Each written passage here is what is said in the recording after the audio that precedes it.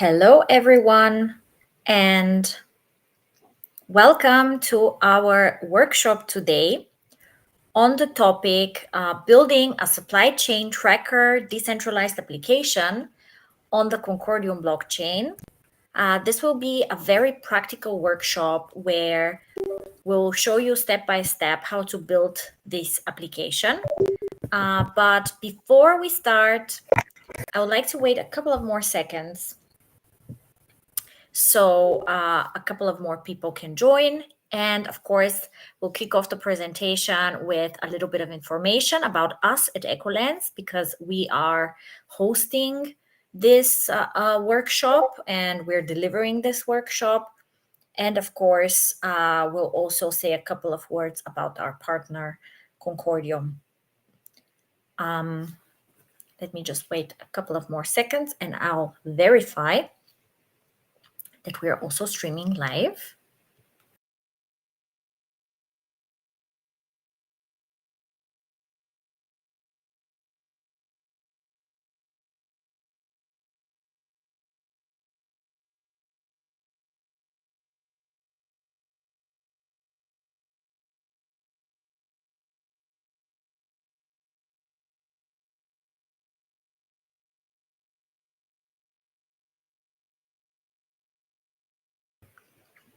Okay, very nice. I checked and everything looks great. So yeah, let's kick off this workshop, which is going to last for about an hour. And what are we going to do today is, of course, we'll have a little bit of information about Ecolens, and then we'll move on to a very quick overview of the logistics and supply chain industry, because this is the industry we're going to be building in, basically. So the application is for logistics and supply chain.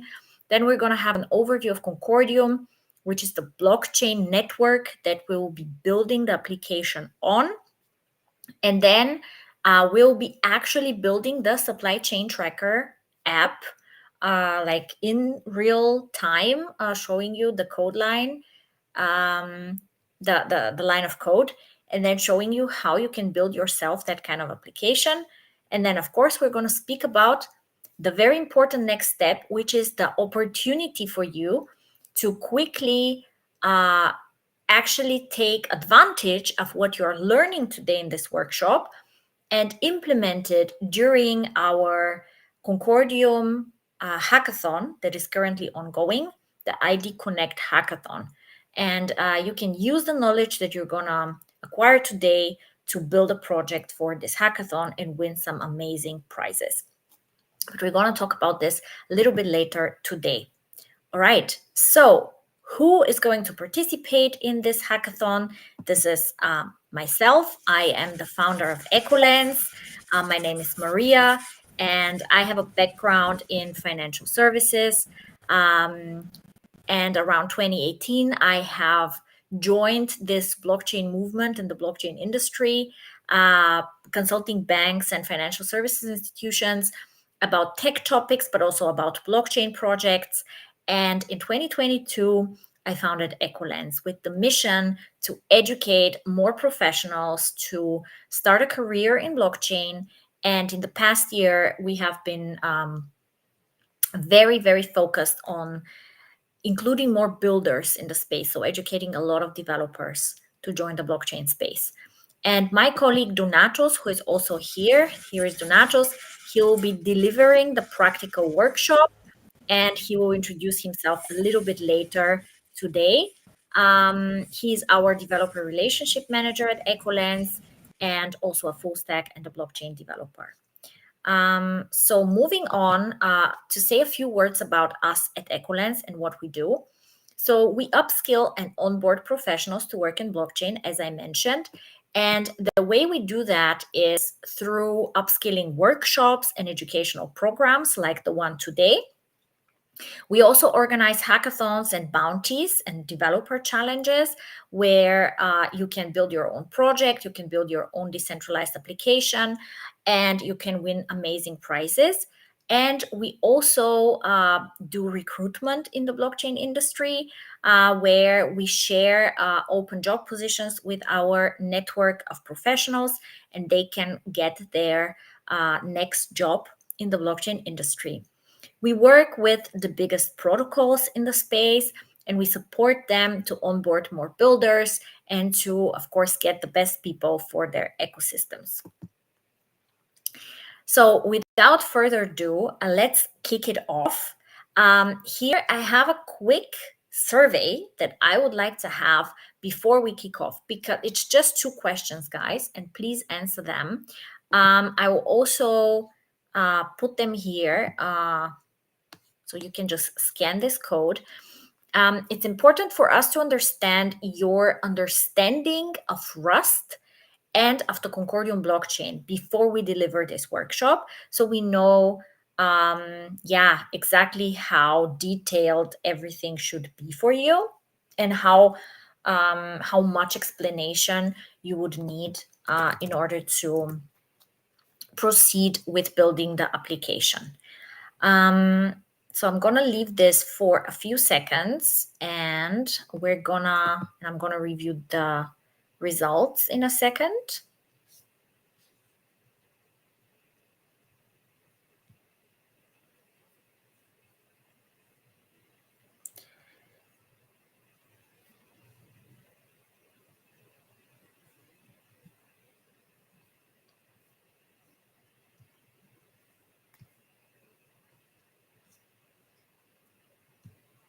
Still waiting for a couple of more answers to come in.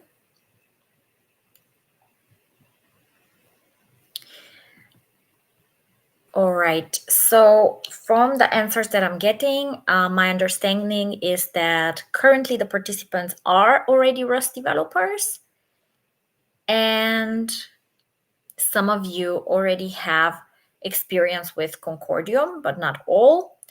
All right. So this training is dedicated mostly to Rust developers, right? So you need to know Rust in order to build an application on Concordium. And in order to build the application that we're going to be building today, you have to have knowledge of Rust.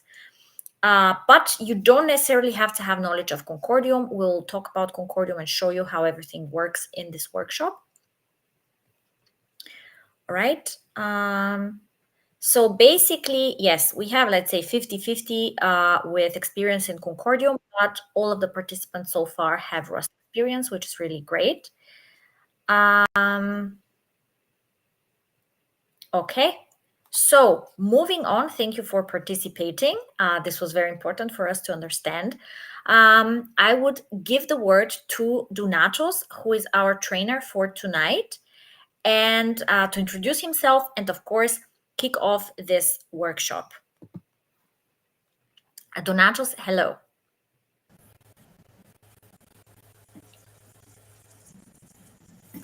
Hello, hello. Thank you, Maria. Thank you, Maria, for that introduction. Can you hear me?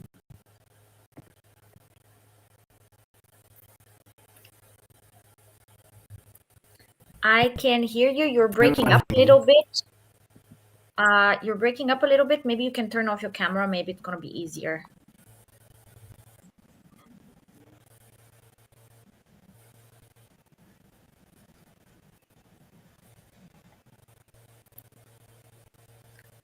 Okay.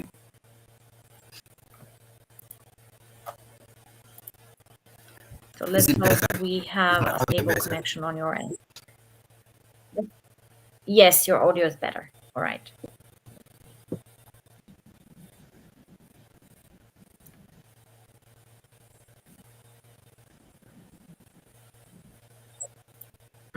All right, Donatos, no, actually it's breaking up. Really, Maybe you everyone, can rejoin again, because it's we my cannot name is really Natus, hear you. please, and Maybe you can rejoin again, because the connection is really not good. You're breaking up a lot.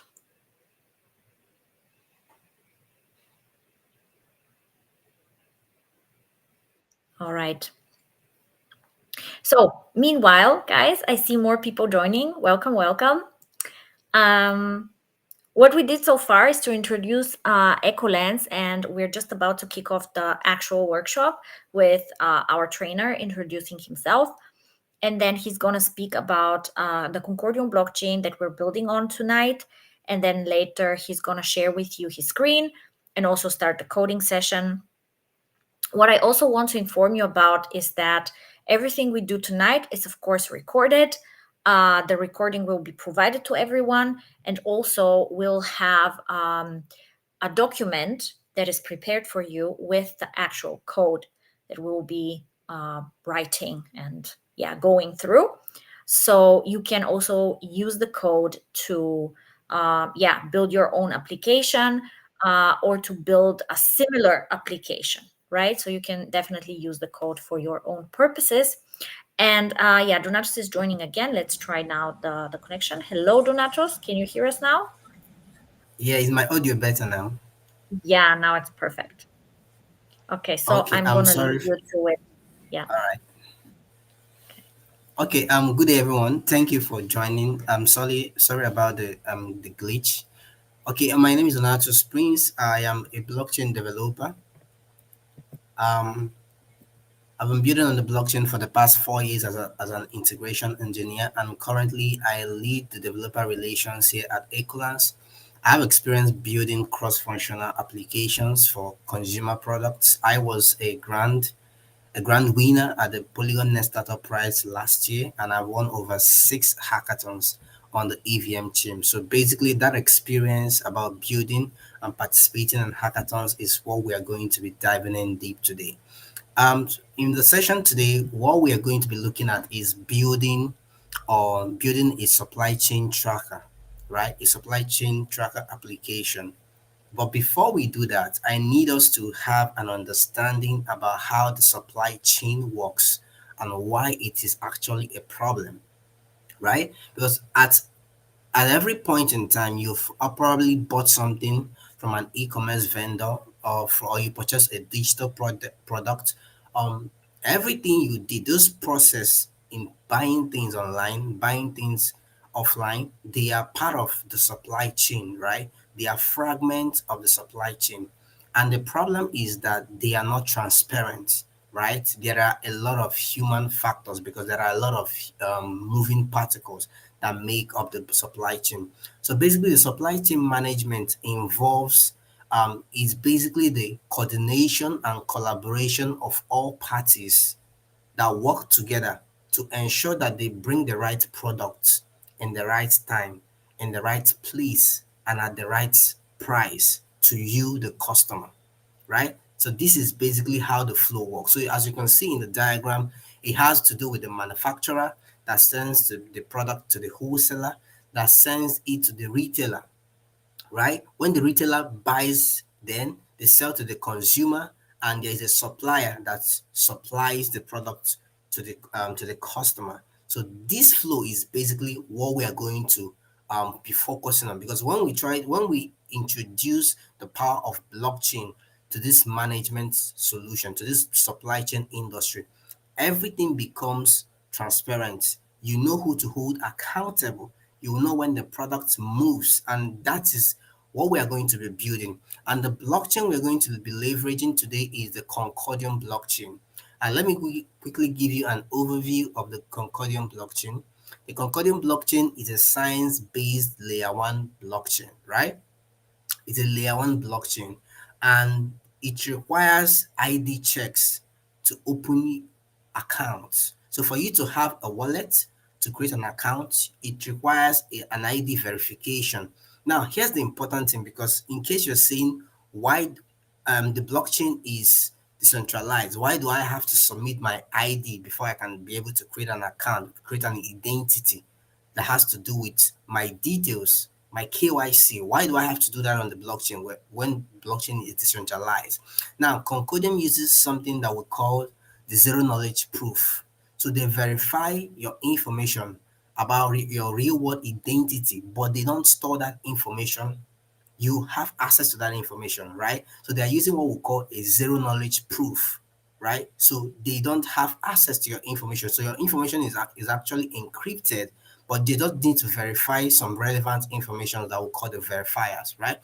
And the programming language we're going to be building with is the Rust smart contract language.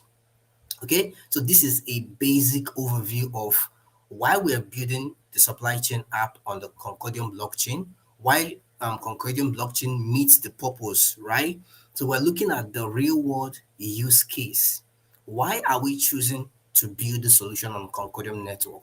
Why are other products choosing to build on the Concordium network? And that is simple because of the ID check, the zero knowledge proof that Concordium uses to check information. And for example, if you're building a betting application, you are using the Concordium to check and verify the age of users, right? So you don't want an underage person to be on your platform, so you don't face sanction. So you can use the Concordium blockchain, the ID feature that it has to check and verify the age of your users. And also in the supply chain industry, we're using Concordium to ensure that customers can only order products that are available in their location, because there's a problem that happens when you order products that are outside your location. Probably the supplier or the manufacturer does not have the logistic facility to deliver the product to you. So it becomes a problem. And most of you end up losing money or waiting a long period of time. So in our supply chain tracker app, we're going to be using the Concordium to verify that you can only purchase, you can only order items that are in your location. So it will be easy to get the product across to you. So these are the basic use cases, but depending on the application you're going to be building on the network, you can see a way to infuse the Concordium ID into the amazing solution that you are building. Okay. So quickly we're going to look at what we're going to do today, and we have 3 steps to follow. The first step is where we're going to set up our development environment. So this is for us to start building on the Concordium blockchain. We have to set up our developer environment. We have to install the dependencies. Now, in this workshop, because of the limited time we have, I won't go through installing all the dependencies, but I need you to indicate in the comments that you want the guidebook. So just write guidebook on the comments, and somebody is going to take your details, and we're going to send you a guide about how you can basically set up your development environment, install the dependencies, and everything you need to do, right? So that is the first step in what you're supposed to do.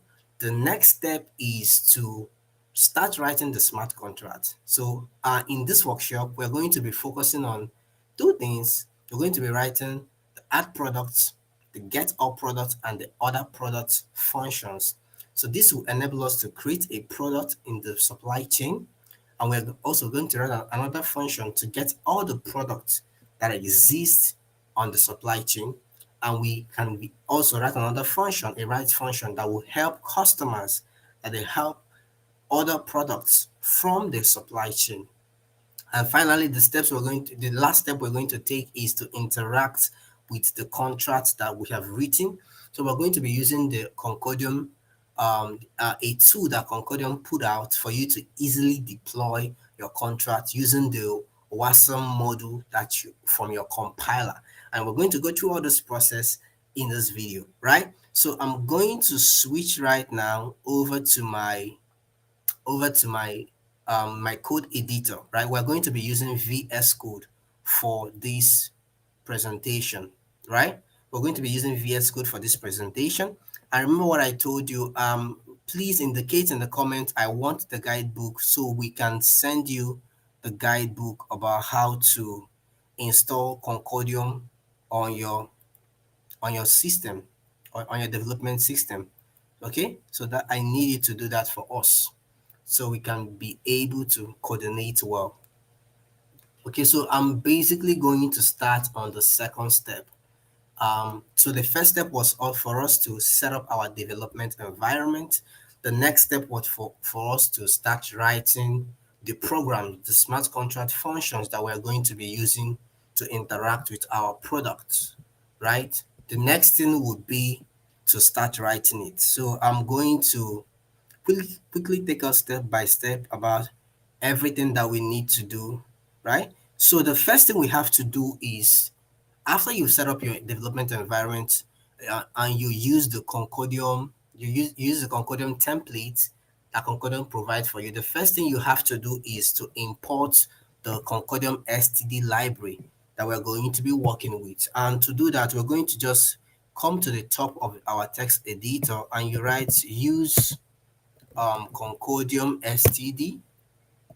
Okay, and we're importing everything from that library, right? So the next thing we're going to do is also to import, which is not compulsory, to import the use core FMT debug. So this is basically a debugging library, but though this is the priority. This is the basic thing. So after we've done this, the next thing we have to do is to, I don't know. Let me know if you can see. Can you see my screen clearly? Hi, Donatos. All right. Yes, I see your screen. It's a bit foggy on my end. But yeah, actually, I see it now. I see it now better. So I can read everything that you're Okay. typing. Okay. Yeah. Okay. If Thank I'm you. Thank you, on full Maria, for the screen, so feedback. I would Okay. suggest that all participants make like put it on full screen, and then you Yeah. can see it very Yeah. Make your. yeah. I'm going to also zoom in my. I'm going to also zoom in my editor. So put your view on full screen, right? So the next thing we're going to do after we've imported the library is to set up our type aliases. So we are going to use the Rust type, and we're going to say a product ID. We're going to make it a U64. Sorry, this is supposed to be equal to, okay. And we're going to also do the same for our order ID, right? So these are like the identifier for every order, that's the every order for the product that is created, and also every product that is being ordered, and every product that is being created, right? So the next thing we have to set up is our structs. So structs are basically they're like schema, they're like the model, how, what we want our contract to take. And for us to do that, we are going to first of all initialize the state for our struct. So you can see here we're using a vector to show our products. We're also using a vector to show the orders. So this vector is basically going to, the product is going to take list of products, an array of products. The orders is going to take an array of orders. The product count is basically going to return the number of product that exist in the supply chain. And the same applies also to the order count. So the next thing we want to also check is the status,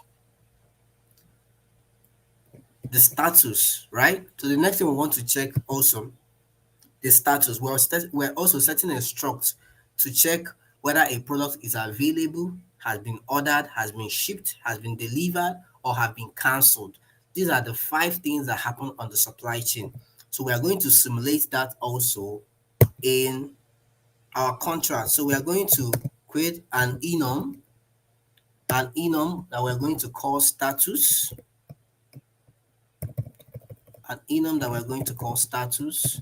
and this is where we specify what we want. So we want to check when the product is available. Okay, so remember to indicate in the comments that you want the guide, so you can get a guide of everything we're doing here, a document we've prepared for you. So here we can say ordered, we want to then shipped, delivered, and the final one is cancelled. So we're getting the status of the products, whether they've been delivered, whether they've been cancelled. This is what we are getting in this particular status, right? So the next thing again we want to check is we want to set up a struct for our products. We want to set up struct. So we've set up the struct for the state of the product, the supply chain. We set up the struct for the status of the order of the product in the supply chain. The next thing we want to do is to set up the struct for our products. And to do that, we're basically going to set up the ID, the product ID. So every product is going to have an identifier, a unique identifier. The name is going to be a string, the location where the product is based. For example, it might be someone that is selling a wristwatch and based in Denmark. So the location is Denmark. So only people from Denmark um, can purchase the product. The price is where we set the amount of the product. So currently we're going to be using the CCD. Um, the status is basically the status of the product that we initiated here. Okay. So the next thing we are going to now do is the order. Let us set up the struct again for the order. The struct we're going to set up for the order. So it's taking the order ID, the product ID, okay, the unique identifier for the orders that are made, the product ID that we initiated from here, the ordered by the account, the user, the customer that is ordering this product. Then the approved by is going to be the address, the account, probably the manufacturer or the distributor that is approving your order, like the person in the supply chain that you're buying from. Deliver to is the recipient of the product, the person that is going to receive the product. And you can see the order takes basically your price and the status as well. So just the order, this order here is going to be just like your receipt, for a receipt of purchase. Okay, so when you buy things online or offline, they give you a receipt. The receipt is going to contain what you bought, the serial number, the name, your name, the name of the business you're buying from, the amount you paid, and probably whether they've delivered or not. So that's basically so the same thing that happens in real life, that is the same thing that we are implementing, we are simulating in our contract. So I want you to, like I told you, if you've been attending our workshops, that was something I said in our last workshop. So before you start writing your smart contract code, it's always advisable to envision what you're trying to write about. And it helps also to make comments like this, to where you detail what you're trying to write, because it will help you structure your contract in a way that works as you want it to work, right? So as I'm explaining this right now, and I'm giving you the real world use case, how we're using it in the real world, and how we are trying to code it in our smart contract. It makes sense. It makes you understand, okay, this is how this is going to be, right? So the next thing we want to do is our product parameters. We want to set up our product parameters. So if you're looking at this product status that we created here, look at it here. So for us to call the function to create a product on the supply chain, it takes something. It takes the name of the product, the location of the product, and the price. So these are the parameters that we're going to pass into this function to be able to generate a product ID for this product. So we are going to right now set up a product parameter. We're going to right now set up a product parameter for this particular create product function. So to do that, we're also calling the derive, serialize, and schema from the Concordium STD package. And for proof of time, I'm going to paste it here and I will explain. So this is a struct that will hold our product parameters. So in Concordium, when you are passing parameters into a function, you are always advised to put them in a JSON format, right? So the JSON format you are putting them, so is basically an object format. So here we're specifying that our parameters is going to contain the name, the location, and the price for a product, right? So we've basically set up our smart contract for success. So then finally, the next thing we're going to do is to set up for custom errors, right? So we want to have a descriptive error. So when we're having issues with something, it's easier for us to debug. And for us to do that, we are using the Concordium STD library to Generate custom errors. So I'm going to take this down a bit. So we're going to generate customs errors. So we know, so the errors we want to get error when the product is not found. We want to get error when the order is not found. We want to get unauthorized error. So when, for example, when somebody that doesn't have certain permissions is trying to call a function, so we're going to get the unauthorized, we're going to get the invalid order, insufficient payment when you're trying to purchase a product and you don't have the sufficient amount in your account, right? So we're going to get the invalid parameter and the invalid sender address. So we are going to also create this enum right here. Okay, so you can see the product not found, order not found, unauthorized, the invalid order state. For example, you cannot order a product that is not available, or you cannot order a product that has already been out of stock. So that is why we have this invalid order state. Okay, so now everything we need for our contract is ready. So the next thing we have to do is to actually initiate the functions. So the first thing we have to do is to create what we call an entry point to our smart contract. So this is where we initialize the functions so that our smart contract can begin to work. So the first thing to do that, we're going to init call the init method from the Concordium XCD package. This package that we brought in. If you just go, if you hold your control key and go over here, you will basically see all that the package contains, the methods that you can use.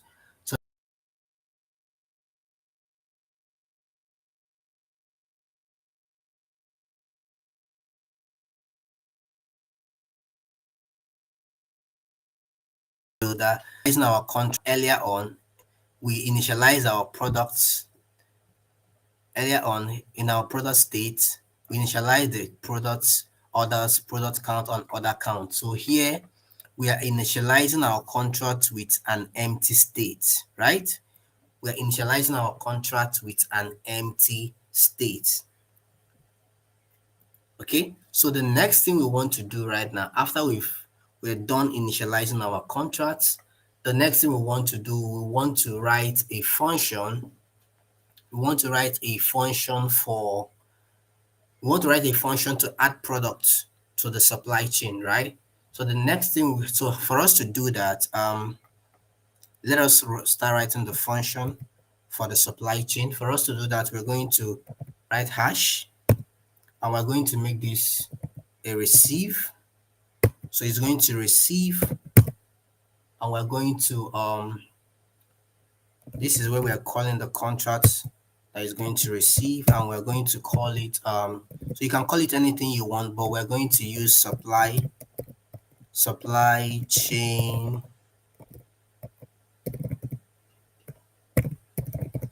So this is where you call it the name of the contract. Remember, this is the name of our contract. So anytime we're creating any function to interact with this contract, we're going to specify the name. So now we've done the name. So what is what is the name of the function that we want to create? So the name of the function that we want to create is add products. Okay, that's the name of the function we want to create. And does this function, is it going to take parameters? Okay, yes, we want to take it to take parameters, and the parameters is going to take is the add product params, which is the add product params that we created here. So it's going to take the name, the location, and the price. Okay, so let's come back to and we add the name.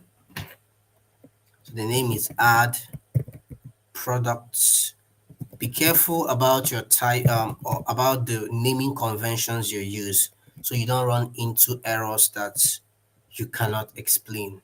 So add product params. So that's why it's always advisable when you're programming, not just in Concordium, not just in Rust. It's always in a nice way to name your variables with something you can easily remember. So even when you leave your code and come back probably 3 days later or a week later. When you look at the parameters, you automatically know exactly what is happening. So we're going to make this function mutable. Okay, so we've defined it. So the next thing is we're now start going to writing this add product function. And for us to do that, we're going to use the function add product. We're going to start writing it, and it's going to we're going to set up our context here. We're going to set up our context here on if for those of you that are going to receive the guide, we explain what exactly is the context and everything. So the host will indicate in the chat that you need the guide. So we're going to also make this mutable. We're calling the hosts the state of our contract.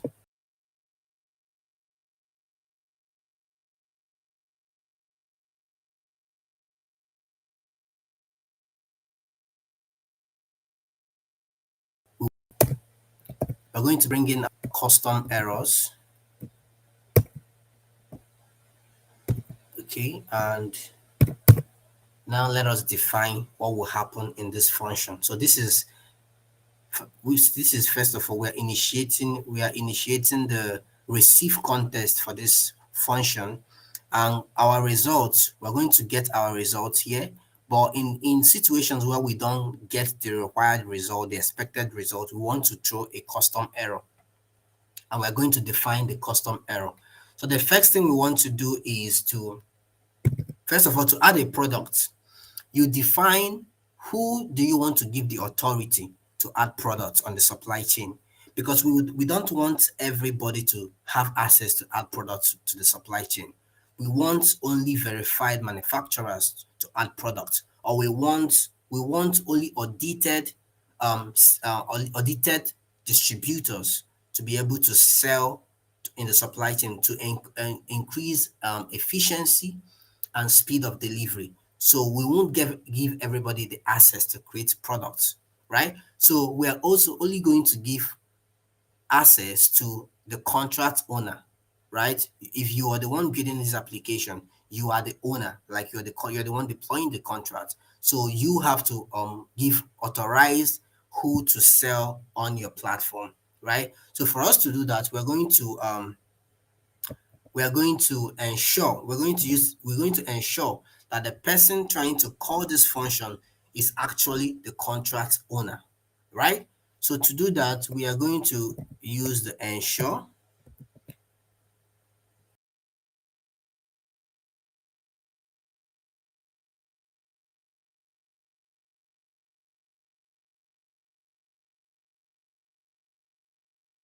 that the matches matches matches the person that deployed the contract, which is the contract owner. Okay. So when this happens, so ensure that the person that is calling this add product matches the person that created the accounts. So when it doesn't match, we want you to return a custom error that we defined earlier on. And what you're going to return is unauthorized, right? So this is why we initiated this custom error that we did here, unauthorized.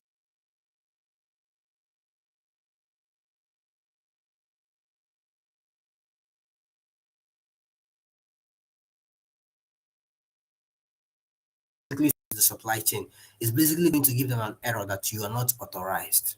That is basically this check that we did here. Okay. So apart from that, when the person actually have the permissions, we basically want to, this is when we now start stating what we want our product to do. So we are calling the add product param. So we're going to give it a parameter ctx, and so we're going to give it a parameter external extend context. Okay. So we're going to So here we're going to give it, okay, what is it going to take, right?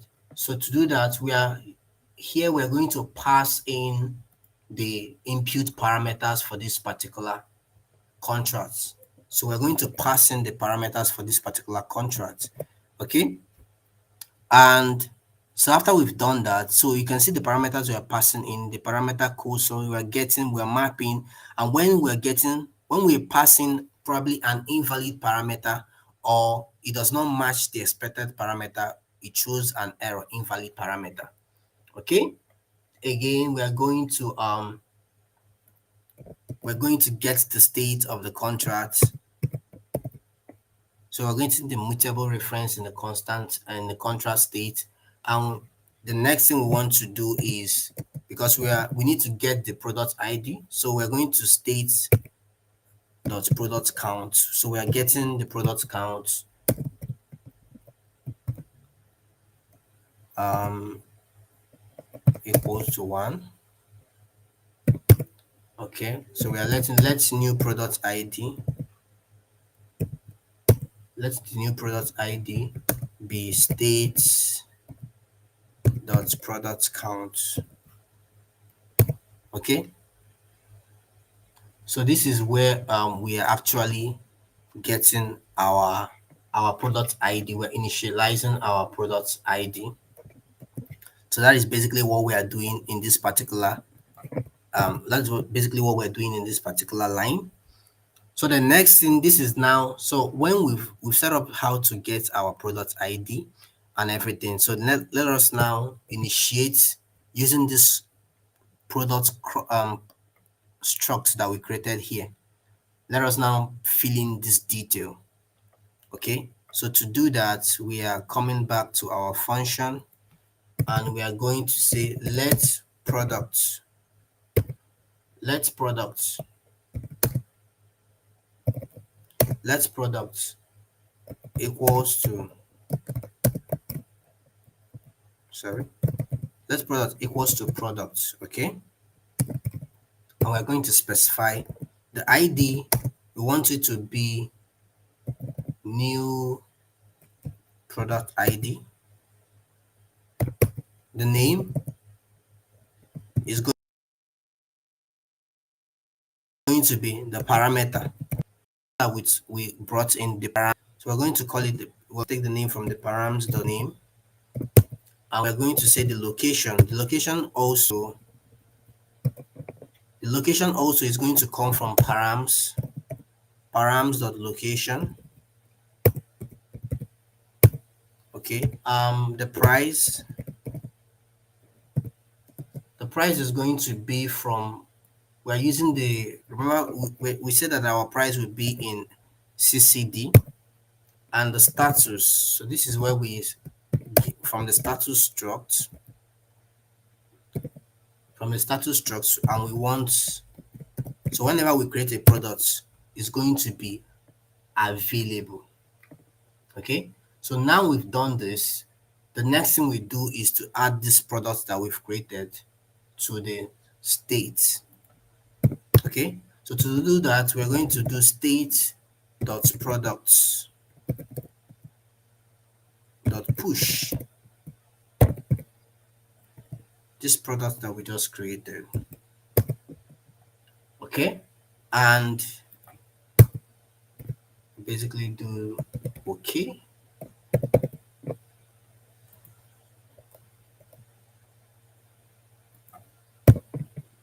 Okay, so so this is the function how to add okay, we are getting this error. Let's quickly look into the typo warning that we're getting. So this is basically the function to create a product in the supply chain. Okay. So this is the function to create a product in the supply chain. So you can see here we're ensuring that the contract owner can add products. This is the check. Here we're setting up our input parameters. This is the check. Here we are setting up the mutable reference to our contract state. And what is our contract state? This is our contract state that we initialized earlier on, the state of our contract. Okay. Um, so we wrote to increase the product count. So we can use the new product ID, and the product ID is what we use to um, create the new product. And we push this new product that we just created, we push it to the product state that we initialize at the top of our contract here, the state. So we push it here. So like remember I told you that this product is like an array, a tree, a vector tree, like an array. For those of you that are conversant with other programming language. So the next thing we want to do is to, now we've created the product, we want to be able to get all the products that exist in the supply chain. And to just save us time, I'm just going to bring this in and I'll explain. So first of all, we remember what we did earlier on. So we set up the receive parameter. Okay, we set up the receive parameter, right? What we're going to, what the expected output, so to put it. So here we're also going to we're setting up the receive parameters, and we're putting in again the contract name. The name of the function we want to create is get all products, and this function is going to return a vector, an array of products. Okay, so the first one we created before was this. So it was, we give it the contract name. The function we wrote was the add products, and we give it a parameter, add product param, and we made it mutable. So we're not expecting any return. Okay. So now we've stated what we want to return. We are quickly going to start writing the functions. Okay. So we're going to start writing the function. And we're going to again bring in the states, this same states that we use here. We're going to just write it out. We're going to copy it. I'm going to copy it. So we're getting the state, and the next thing we have to do is the OK we called here, because we're not getting anything in return, right? Here we're going to call it again, but this time around we're going to put state dot products. So if you want to understand what exactly is happening here under the hood, indicate interest to get the guidebook.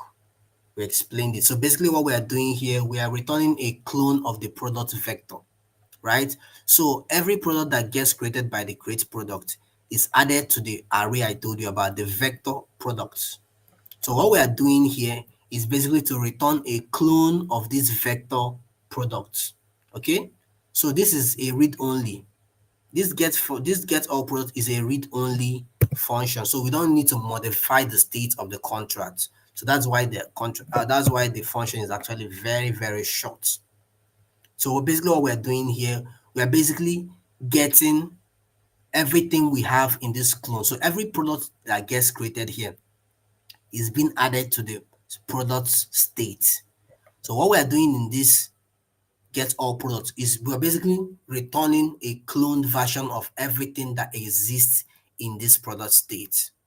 That is what we are doing. Okay, so this is an exactly the function to do that. So I told you that we're writing three functions: the option to create products, get all the products, and the final one we are going to write is the ability to order products. Okay, so because we don't have much time, I'm going to bring it in, and then I will explain everything line by line of what actually happened. Okay, so let me quickly explain. So the order products, basically we want to order products, so we're initializing the context, the host, the amount. Okay, and the results, we are stating the custom error. So here we are saying let product ID equals to the ID of the contest, exactly the same thing that we did when we were trying to create a product. So we're setting up the our contract. Again, we're initializing the contract state to get the mutable reference. So the first check we're doing is to we are ensuring that the account that is trying to make the purchase is a valid account address. That's the first check. So when it's not valid, we're returning the invalid sender address. Okay. So now we want to state the products that we're trying to order. And here we are going to provide the state, and we're going to pass in the product ID. Remember, I told you that the product ID is like an identifier. Okay, so we're writing a check to ensure that the product is available, because we cannot be ordering a product that is not available, right? So this is where we ensure that we have the amount to pay. Okay, so these are the checks that you make, because before you buy a product, you have to have the equivalent amount, the sufficient amount to be able to make the payment. Before you also buy a product, you have to check whether the product is available, because you don't want to be paying for a product that is not available. Okay, so this is why I told you that smart contracts makes the supply chain transparent, so you cannot get scammed, you cannot get robbed. So we're creating a new order. Okay, we are initializing the order. We are setting in the order from the order struct that we created earlier on. We're passing in the order ID. Like, this order ID is basically like your receipt number, the product ID we're trying to purchase. We are the person ordering it. The person that is going to approve it for now is none, because it's the contract owner, is the manufacturer that approved the product. Who are you delivering to? We're not delivering to anybody for now until when we ship it out. So that's why the is none. The price is the product dot price, and the status is order. So when you make an order, the products change from available to ordered. Okay. So again, we push it into the orders array. That's the vector. So the same function we had here. Okay. So basically we update the product state. So we update the product that has been ordered. We update the status to ordered, from available to ordered, right? So now we have the function to make orders. This is not part of what we're supposed to do, but since we already did something similar here, we can do something like, we can just copy this our function to get all products. Okay, we can just copy that function and put it here, but this time around we say get all orders, because it's the same approach that we're going to use. And we're going to change this to orders. We're going to change this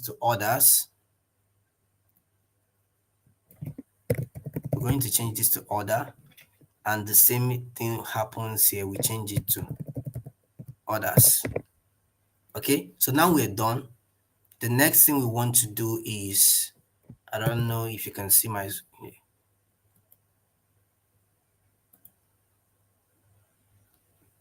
Mary, I can see my screen, right? Can you see my terminal? I can see your mouse, yes. Um, there's a question in the chat, actually, from three Okay. minutes ago, but maybe I can read it out. Do we really need a mutable state in get all products if we're not updating it? No, we don't. We don't actually. If you're not, we're not updating it, so we don't basically need the mutable, the immutable. We don't need to make it mutable if we're not up. If we're not, since we're not updating the state, right? So I need like more context, but we get to that. We'll get to that. So basically, what we have to do is to run the cargo compile to. So Mara, I believe I answered the question. Is there any other question? No, not yet.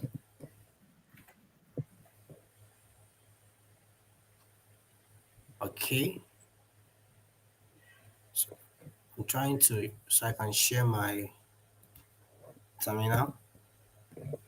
So guys, you can drop your question while I bring up my terminal. You can drop your questions.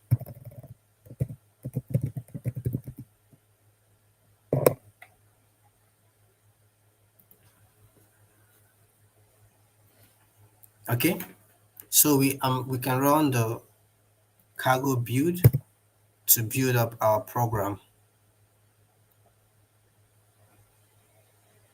So we're holding on. So our product is being compiled.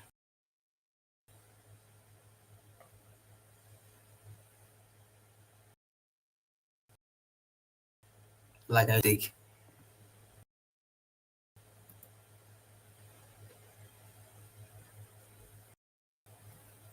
So okay, while it's compiling, let me share another section of my screen while so I can use this time to be showing you guys where we are going to be deploying it on. So while the contract is being compiled, so you can see a tool that Concordium have that you can use to deploy contracts very very fast, right? So it is a very fantastic tool that you can use to deploy your contract, and also the link to the tool is available on the. All you have to do when your contract is done compiling, just upload the. All you have to do is to upload the WASM. You have to upload the WASM module of the contract that you're trying to bring in. Um,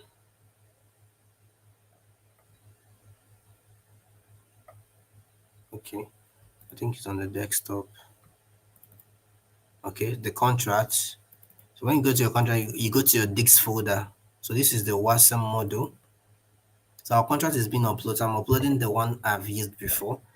So you can see because I've deployed this contract before, it automatically loads my module. And when you upload your WASM module and your WASM module, I will show you where to see your WASM module is actually on your Concordium. When this cargo build is done, it's going to generate a Dix folder. Okay, let me show you. So this is your contract, right? It's going to generate a Dix folder. This is where you're writing your smart contracts. There's a lib.rs folder here. But when you go to your Dix, you're going to see the WASM model that has been generated. It's a schema for your smart contract. So you basically upload it here, and the tool by Concordium is going to read it. And when it's read it, you can decide to deploy. Okay, first of all, this error, connect wallet at the top of the page. So this is the option to connect wallets. If you're deploying on mainnet, you can switch to mainnet. But since we are deploying on testnet, we are going to leave the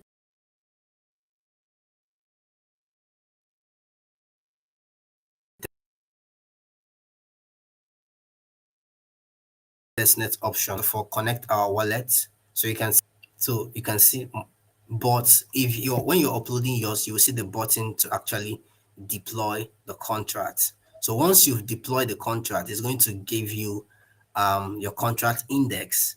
So when you come to the step 2 to initialize your smart contract, you can basically say derive from step 1, and it's going to fill in all the details for you, and it's going to ask you to, when you click on to initialize your smart contract, it's going to pop up your account to sign the transaction. So when you sign the transaction, it's going to take a while, right? But you can see the smart contract index.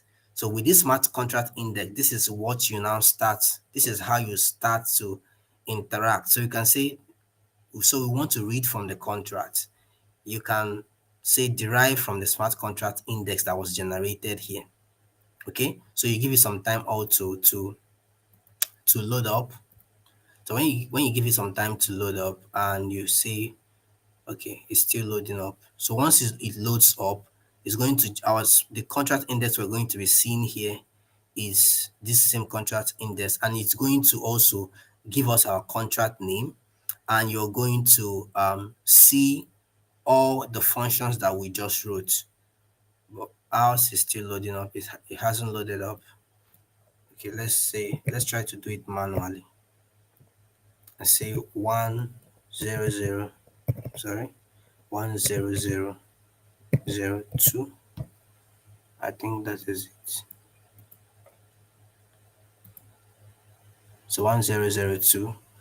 Ours is the supply. Ours is the supply chain. That's the name we give our contracts. Okay. So it's asking us for an entry point name. So we can decide to the entry point we want to give it might be a function. Our ad might be our ad products function. Okay. But I normally use the derive from smart contract index, and I just wait for it to load up. Once it load up, I can be able to interact with my contract here. Okay. Once it loads up, I can be able to interact with my contract, and I can also once I derive again from the contract index to test out my to update a state. For example, this is to read from the contract the get all product, get all order.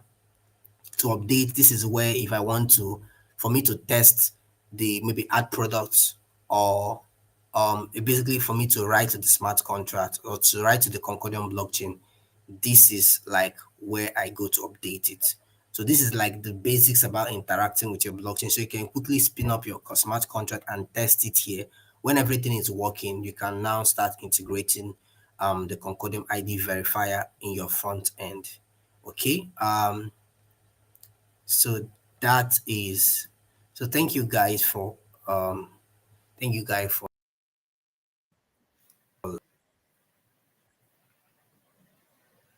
thank you guys for listening. So this is like so we've done the we've done the I don't so we've done the first step, which is to set up our developer environment.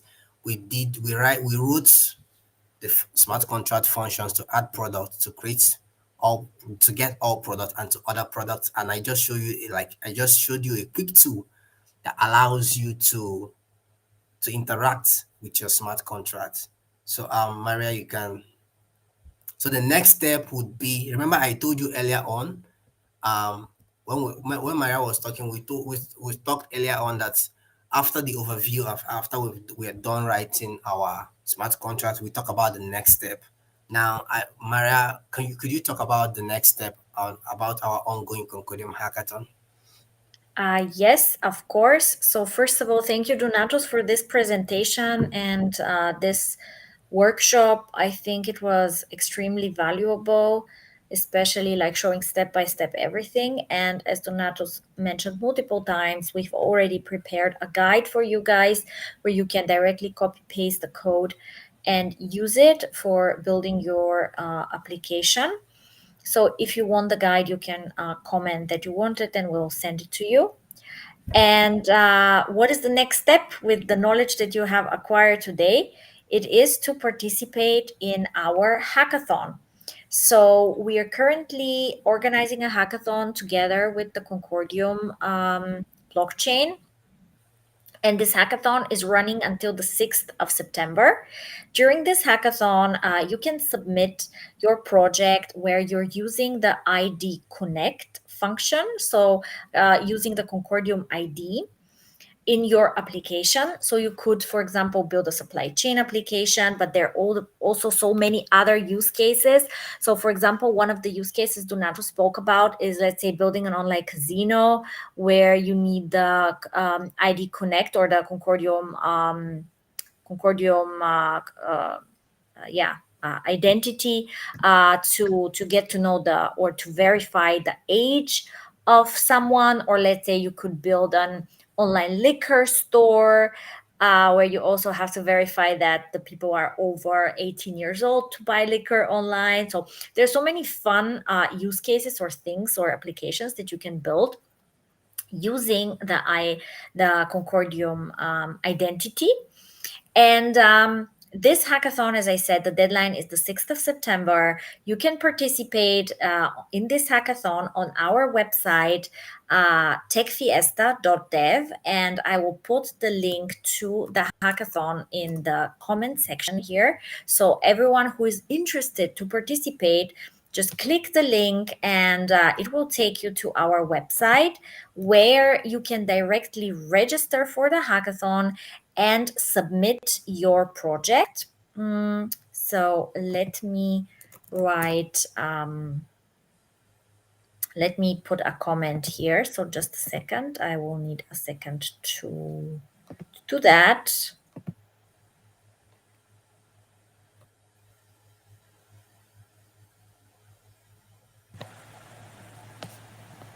All right, I will put it yet now here in the chat. So you have the link to the Concordium hackathon in the comment section, and you can easily participate in it. Another important information is that when you submit your link to the hackathon, it has to be a GitHub link. All the details about what exactly you have to submit are on the techfiesta.dev page, so the link that I have sent.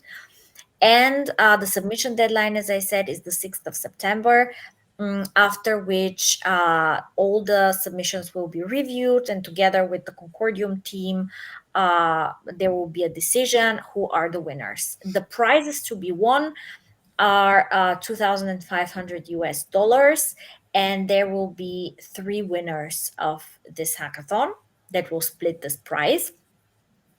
And there will be also a demo day where we will see the winning projects, or we will have a demo of the winning projects, presenting them and what they have built.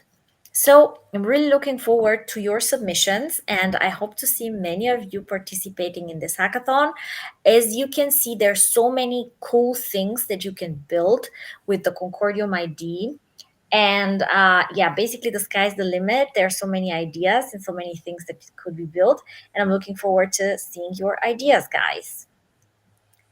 All right, so yeah, without further ado, let me see the comment section if there are any other comments. Okay, some more people are asking for the guide. Guys, we'll send the guide by tomorrow. Everyone who has written in the comments that they want the guide will receive it. All right, so there is one more thing. Maybe Donatus, you can share the next slide where we will show you a QR code that you can scan. And with this QR code, you can receive your participation certificate for this course that we did today, for this workshop that we did today. This certificate is a soulbound token that certifies your participation today, and it contributes, of course, to your on-chain CV, to your a proof that you have participated today and you have acquired the knowledge to build an app on Concordium. All right. So thanks everyone for participating. Now maybe do not the next slide so we can show the contact details where people can reach out to us. Guys, you can ask us questions. You see the email of Donatus here. If you have any technical questions, you can reach out to us on LinkedIn, on Twitter or X, on Instagram. And we also have a Telegram group where we support you day and night with any questions you might have. And yeah, you can always reach out to us. Thank you so much for participating tonight. Thank you, Donatos, for delivering this workshop. And I'm looking Thank forward you, to guys. seeing all the projects. All right. Bye, everyone. Bye bye. Bye, everyone.